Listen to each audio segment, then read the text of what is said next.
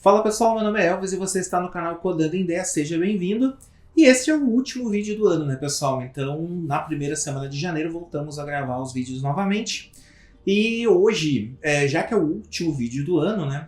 Eu gostaria de falar de uma coisa que eu não falei em nenhuma vez aqui no canal, né? Então já falei sobre programação, sobre tanta coisa, sobre banco de dados, sobre linguagens novas que surgiram, testes com IA. Então foi muito legal esse ano, a gente trouxe muito conteúdo. Mas eu não falei de computação quântica, olha que interessante, né? Então, hoje eu gostaria de explicar de uma forma um pouco, digamos assim, meio leiga, né? Como que funciona a computação quântica, né? Para que a gente possa entender, até porque é uma tecnologia nova, é uma tecnologia emergente, né? Que está surgindo aí e, num futuro, né? Com certeza vai substituir os computadores clássicos, né? Então vamos lá, pessoal. A computação quântica, na verdade, ela se baseia na mecânica quântica, né?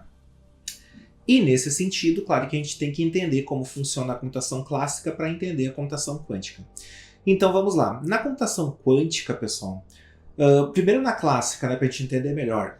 Na computação clássica, os computadores utilizam para processar os dados zeros e 1. Né? Ou seja, 0 ou 1, na verdade. Né? Então a gente utiliza o que a gente chama de bit. Um bit ele é equivalente a 0 ou 1, ou seja, desligado ou ligado. Uma sequência de bits forma o que a gente chama de byte, que vai gerar, por exemplo, uma letra. Então uma sequência de 8 bits de zeros e 1, de 8 zeros e 1 e zeros ou 1s, né? Ligados ou desligados, vai formar uma letra, vai formar um número e vai formar, né, as instruções que o computador vai poder entender para processar. Então, basicamente, na computação clássica, nós trabalhamos com bits, né, com sequências de ligado e desligado. Basicamente é isso, né? Tá, Elvis, e na computação quântica? Então, daí o buraco é mais embaixo, né? Muda um pouco a visão. Na computação quântica, nós trabalhamos com o que a gente chama de qubits, ou bits quânticos, né? Ou quantic bits, né?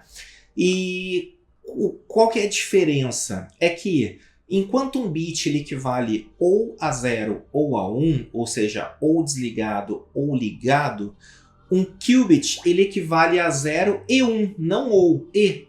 Ele é os dois ao mesmo tempo. Não, como assim? Não entendi nada. Então, como é que eu posso dizer? Deixa eu pegar aqui um equipamento aqui do lado. Vamos lá. Vamos imaginar o seguinte, tá?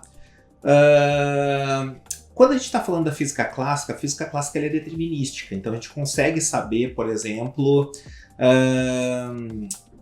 se eu tenho um avião, vou pegar um avião, vou viajar para tal país. Eu consigo saber a hora aproximada que eu vou chegar em tal local com base na velocidade do avião, com base na constante, na constância dessa velocidade, na hora da partida que está saindo.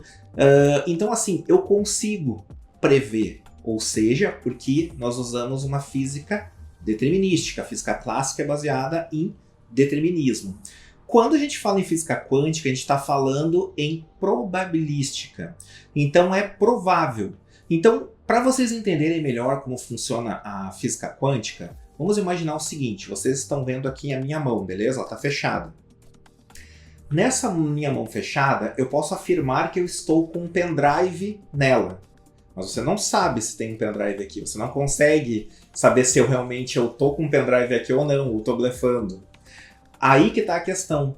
Então, na física quântica, é uma probabilidade. Então, existe uma probabilidade de eu estar com um pendrive na mão e existe uma probabilidade de eu não estar com um pendrive na mão. Concorda comigo?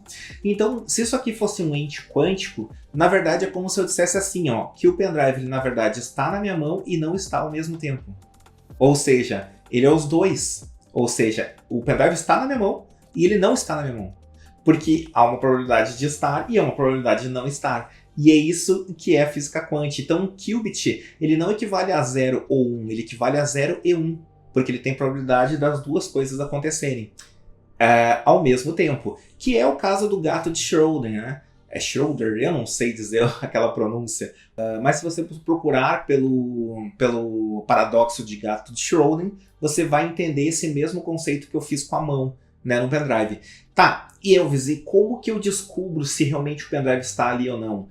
Quando na física quântica a gente observa. Então, quando eu consigo medir, na verdade. Então, medir, pensando assim num termo leigo, é quando eu abrir a mão. Quando eu abrir a mão, você vai saber se o pendrive estava ali ou não está. Então, agora eu abri e realmente ele está. Entenderam? Então, isso é física quântica, explicada bem por cima, bem de uma forma leiga e didática para vocês poderem entender. Então, assim, eu acho que deu para vocês entenderem um pouquinho. Então, através da superposição, né, nós conseguimos fazer várias comparações todas ao mesmo tempo. É como se você fosse procurar, por exemplo, sabe aquela frase, vou procurar uma agulha num palheiro?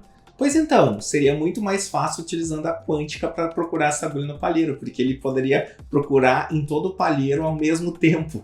Então,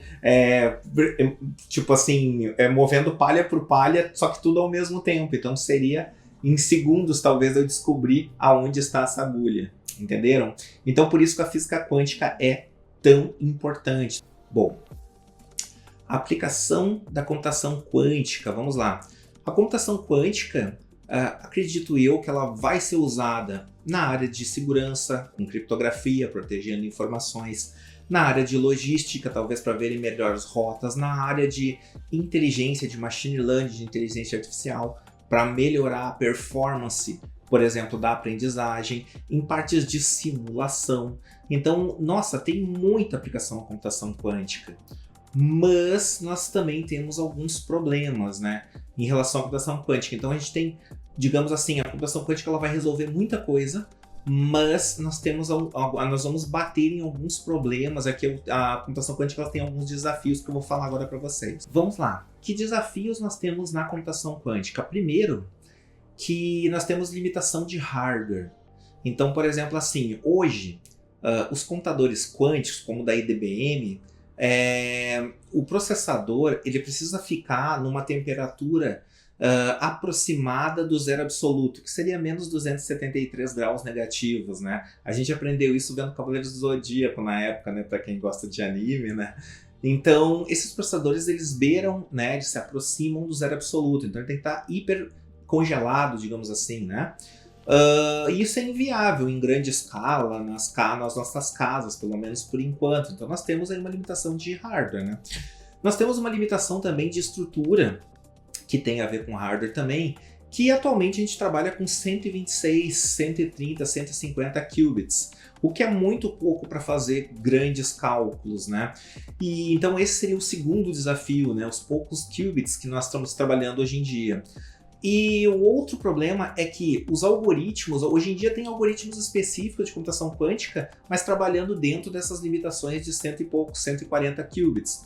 Então são algoritmos específicos, nós não temos, por exemplo, vários algoritmos fazendo isso. Não, nós não temos, nós temos algoritmos que fazem cálculos e coisas específicas, né? Então, e muito pouco, também diga-se de passagem, então nós não temos inúmeros algoritmos, como nós temos, por exemplo, na computação clássica, não. Pouquíssimos e para coisas específicas. Então nós temos essa limitação também.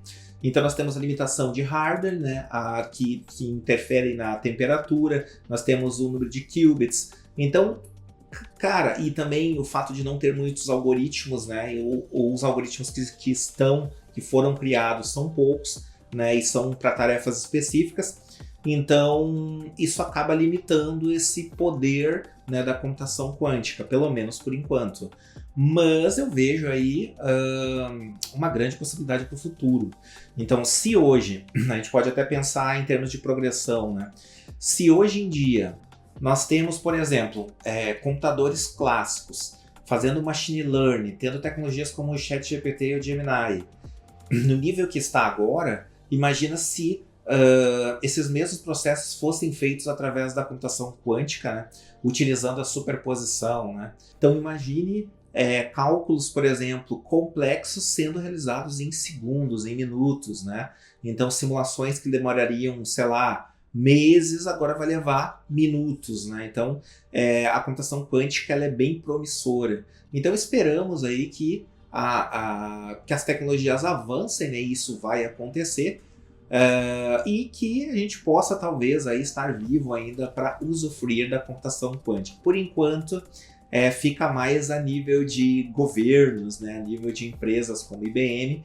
Não tem para os nossos computadores por enquanto, mas, né, quem sabe daqui a uns 10, 15, 20 anos, não sei, ou até menos, né, quem sabe. Vamos ver como vai avançar a tecnologia em relação a isso, beleza? Então, pessoal, acho que era isso. Dei uma palhinha aí para vocês de como funciona a computação quântica, só para vocês entenderem um pouquinho melhor os conceitos, né? E era isso. Então, se você não é inscrito no canal, se inscreva no canal. Dê um like se você gostou desse conteúdo, gostou do vídeo, compartilhe com outras pessoas que também querem aprender sobre lógica de programação, linguagens, IA, banco de dados, segurança. Tem muita coisa no canal. Então, assim, tem sempre na descrição de todos os vídeos tem a playlist. Então, se você quer conteúdos de inteligência artificial, clica lá. Se você quer conteúdos de programação, clica lá em back-end. Se você quer de segurança, então, esses conteúdos estão todos separados por playlist. Se você também quer fazer um curso de lógica de programação, tem o meu curso de lógica de programação em Python. E também tem meu livro sobre segurança da informação, que é o White Hat Linux. Também vai estar na descrição, caso você se interesse, beleza? E era isso, pessoal. Desejo um ótimo final de ano para vocês. Beijo no coração. Nos vemos no ano que vem, beleza? Com mais vídeos, com mais conteúdos, com mais testes de tecnologias novas, como a gente fez esse ano. E espero aí a gente poder fazer um bom trabalho junto, porque eu também dependo, né, de vocês, né? Porque é vocês que me estimulam a criar os vídeos, beleza? Beijo no coração de vocês, então nos vemos no próximo vídeo. Falou, tchau, tchau!